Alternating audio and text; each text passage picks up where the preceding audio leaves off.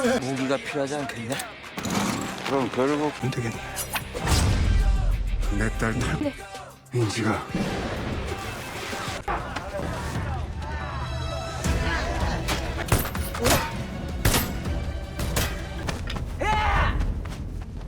Halo guys, selamat datang kembali di channel Cerita Singkat. Episode keempat dari Agent Kim Reactivated kali ini benar-benar menyajikan ketegangan tingkat tinggi yang tidak boleh kalian lewatkan. Tonton videonya sampai habis ya. Tapi sebelum kita masuk ke alur ceritanya, yuk dukung dulu channel Cerita Singkat dengan cara menekan tombol subscribe dan menyalakan loncengnya, agar kalian tidak ketinggalan kelanjutan kisah seru berikutnya. Sudah? Yuk langsung kita mulai. Episode 4 dimulai dengan flashback jauh di masa lalu, tepatnya tahun 1997 di Provinsi Hamgyong Utara, Korea Utara. Mayor Ri Ung-yong mendatangi panti asuhan Gemgang untuk mencari anak-anak dengan fisik terkuat demi bergabung dengan Korps Atletik Negara dengan iming-iming makanan yang melimpah.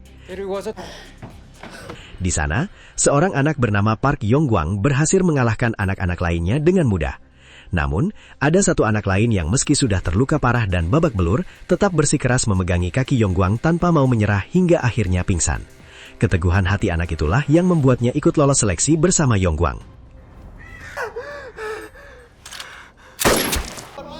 Namun, alih-alih korps olahraga, mereka justru dibawa ke sebuah kamp pelatihan militer yang sangat sadis dan brutal. Sang mayor memperingatkan bahwa mereka hanya punya dua pilihan. Bertahan hidup untuk menjadi agen rahasia, atau mati dan berakhir menjadi pakan babi.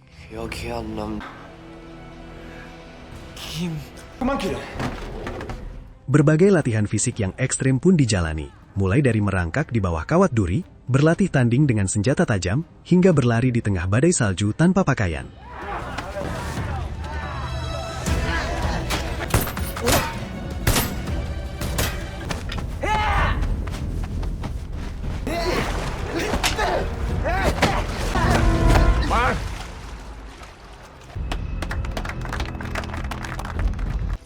Di tengah kerasnya latihan, Yong-gwang yang berkode agen 66 mencoba membagikan roti kepada rekannya yang berkode 73. Namun, anak itu menolaknya karena harga diri yang tinggi hingga berujung pada perkelahian fisik.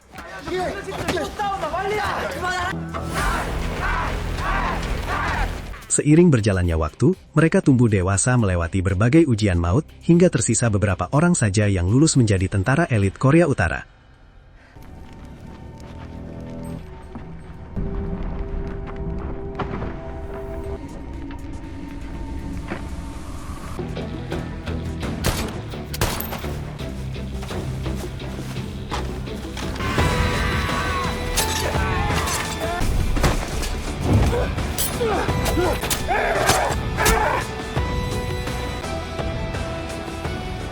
이번 전대시 완수하고 전국에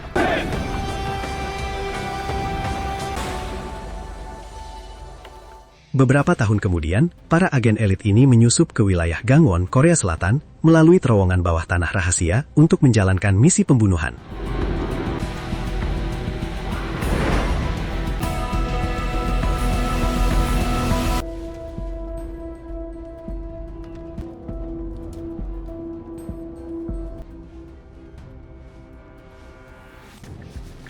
Setibanya di ruang target pada malam hari, mereka langsung menembak sosok yang duduk di meja kerja. Sialnya, sosok tersebut hanyalah boneka jebakan yang telah dipasangi bom berkekuatan besar.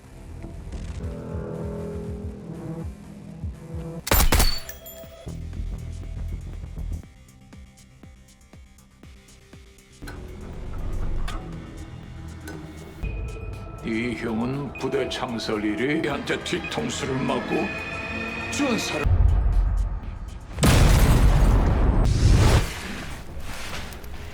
Ledakan dahsyat pun terjadi, menewaskan seluruh rekan Kim seketika. Di tengah kekacauan itu, Kim teringat kembali kenangan masa kecil saat Yong-gwang dibawa pergi terlebih dahulu dan berjanji akan kembali untuk menyelamatkannya.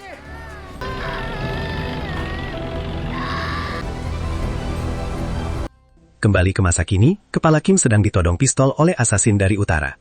Berkat kesigapannya, Kim berhasil menghindar dan terlibat duel sengit.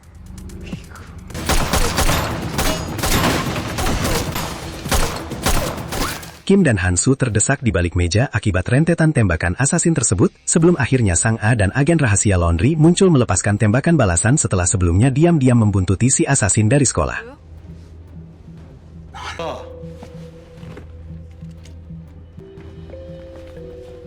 Terpojok oleh todongan senjata, si asasin akhirnya menyerah. 우리 동네 세탁소 사장. Meski situasi berhasil dikendalikan, Kim menolak untuk menyerahkan diri kepada agen intelijen selatan dan memilih kabur bersama Hansu.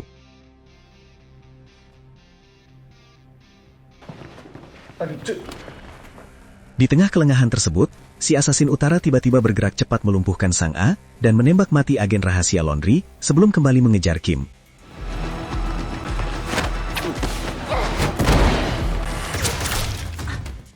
Sang A yang tertembak di bagian kaki tidak mampu mengejar dan hanya bisa meratapi rekannya yang terkapar.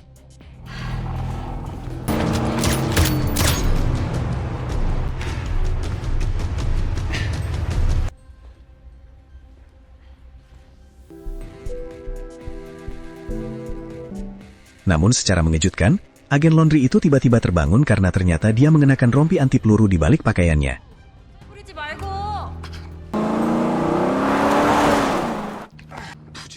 Sementara itu di dalam mobil pelarian, Kim menahan rasa sakit akibat luka tembak di perutnya, sementara Hansu berusaha mengobatinya dengan peralatan medis darurat.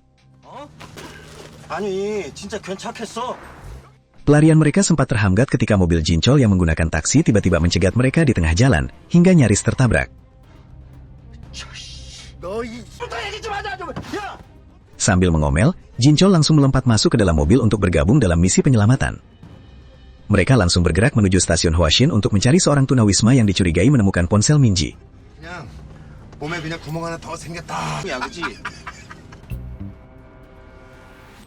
Setelah diinterogasi, sang tunawisma mengingat kembali kejadian malam sebelumnya, ketika seorang pria bermobil mewah membuang kantong plastik berisi ponsel tersebut ke tempat sampah di hadapannya.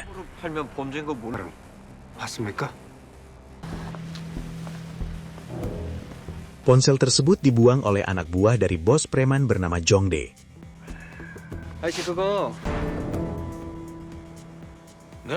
차 번호, 차종이나 색깔, 모든 기억 부탁드립니다. 말겠지만 밤부터는 차차 흐려지겠습니다.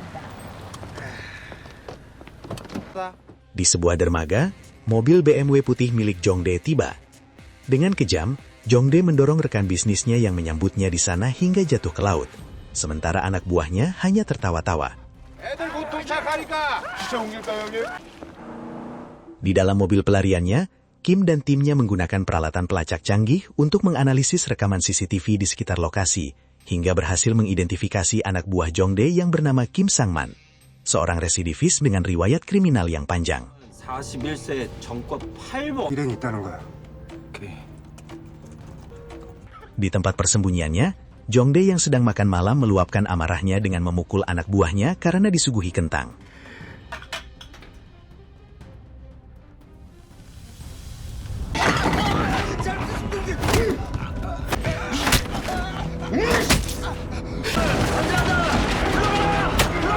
Kejadian itu memicu ingatan kelam 9 tahun lalu, saat Jongdae dikhianati oleh bosnya sendiri dan didorong jatuh dari atap gedung hingga kritis.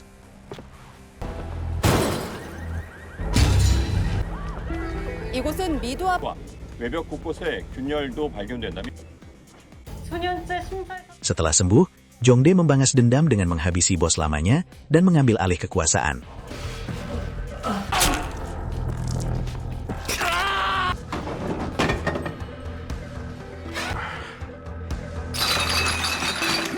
흔들리지 마.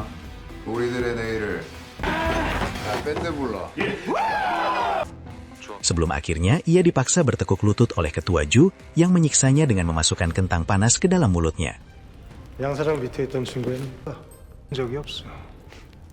그냥 거기서 누가 하나 양 사장이 일을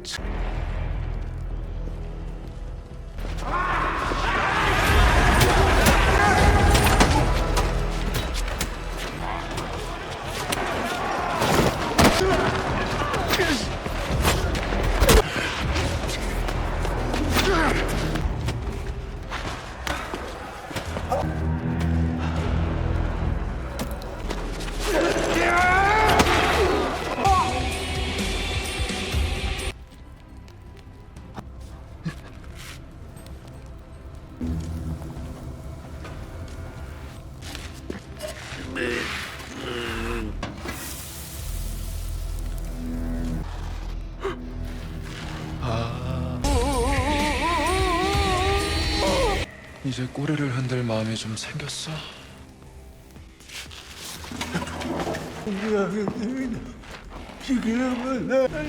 Sejak saat itu, Jongdae sangat membenci kentang.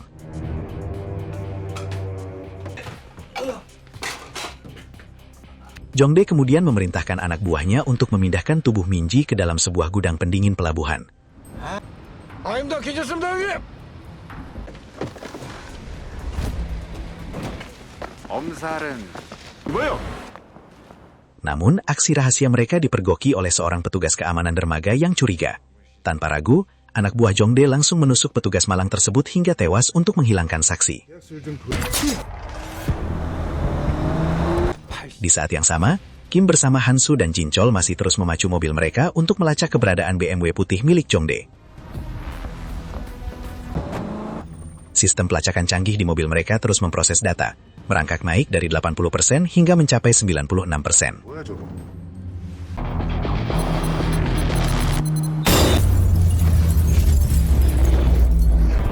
Sayangnya, kejar-kejaran ini sudah diantisipasi oleh Badan Intelijen Korea Selatan. Direktur Kang Gukjol telah memasang jebakan bom di rute jalan yang akan dilewati Kim. Tepat saat mobil Kim melintas, bom diledakkan dengan dahsyat hingga membuat mobil mereka terguling parah dalam posisi terbalik.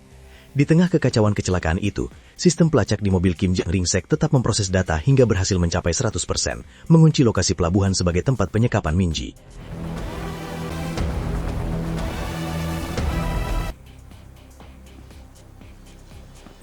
Direktur Kang berteriak memerintahkan Kim untuk keluar dan menyerah. Hansu menjadi orang pertama yang merangkak keluar dari mobil yang terbalik.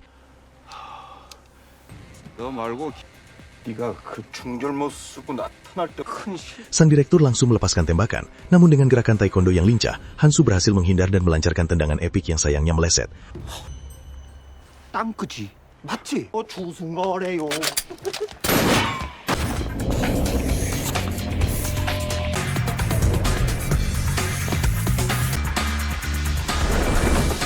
Pengalihan perhatian ini dimanfaatkan dengan cerdik oleh Kim. Dia diam-diam merangkak keluar dari sisi lain mobil, menyelinap masuk ke dalam mobil SUV milik sang direktur, lalu membawanya kabur. Menyadari dirinya telah dikelabui, Direktur Kang yang murka langsung berduel sengit dengan Hansu. 주인공은 원래 마지막에 나서는 법이지. Saat agen intelijen bersenjata lainnya mulai berdatangan, Hansu yang terdesak segera mendorong tubuh sang direktur dan melemparnya jatuh dari jembatan ke sungai di bawahnya, sebelum akhirnya ikut melompat ke sungai untuk meloloskan diri. 박진철 나 간다. Sementara itu, Jinchol baru bisa merangkak keluar dari mobil yang terbalik dan langsung memilih untuk menyerahkan diri secara damai kepada kepungan agen bersenjata.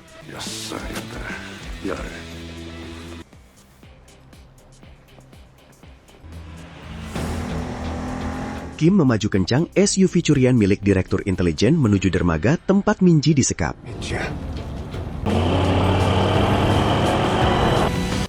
Di dalam gudang pendingin, Minji menangis ketakutan karena dikelilingi oleh banyak mayat yang sudah membeku kaku.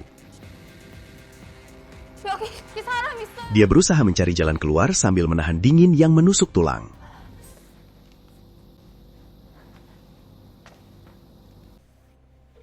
남 실장이 새끼 전화를 시체만 딸랑 찍지 말고 셀카로. Di kantornya, Jongdae memerintahkan anak buahnya untuk kembali ke ruang pendingin dan mengambil foto selfie bersama jasad Minji guna memeras ketua Ju. 너 머리 일을 하나 못 시키겠네.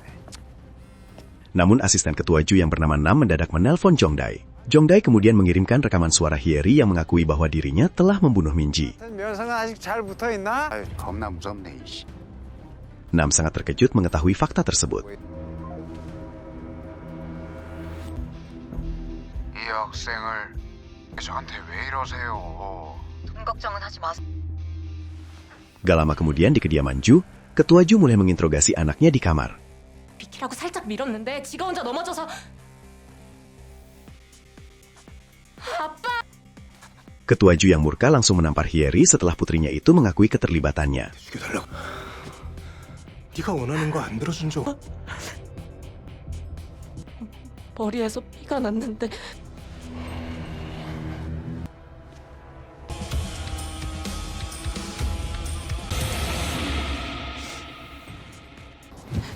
Sementara di dalam gudang pendingin, Minji terus menggedor pintu besi yang terkunci rapat sembari memohon pertolongan.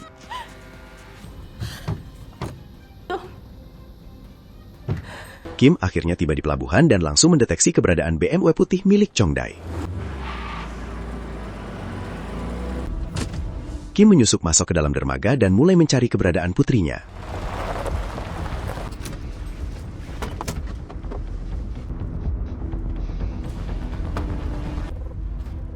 Mendengar suara langkah kaki yang mendekat, Minji yang ketakutan langsung bersembunyi. Ternyata Jongdae masuk ke dalam ruang pendingin untuk mencari Minji.